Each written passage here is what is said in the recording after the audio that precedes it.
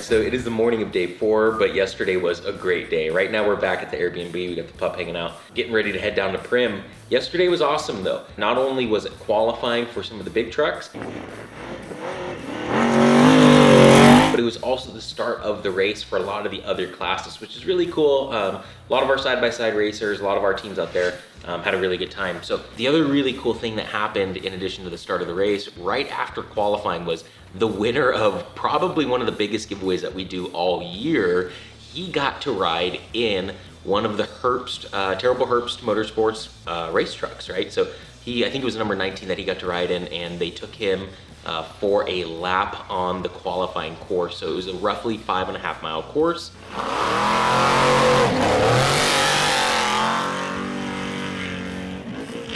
And reached a top speed of about 109 miles an hour. So it was awesome to see Shad just get in that truck, and then the smile that was on his face the moment that he got out of it. What was that like? That was like the coolest thing I've ever done. I mean, it was really awesome to see. He had such a good time. And then I think for me it was funny too, because it was like probably the only time I've ever seen somebody wear a full race suit with cowboy boots. He just looked absolutely ridiculous. You know, right after that, we headed down and we tried to get some race footage of a lot of our folks, and we went to a spot up by the Gene Hurst pit.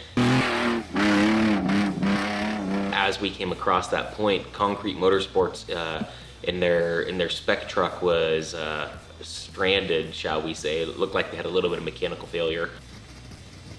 While we were out there filming, they just happened to do the recovery at that point. So I'm not sure what components it was that they had to just grab some new ones and bring it in and get it pulled out of there, but it drove off under its own power. It was really cool to see the recovery teams in action that come out and do that service here at the Mint 400.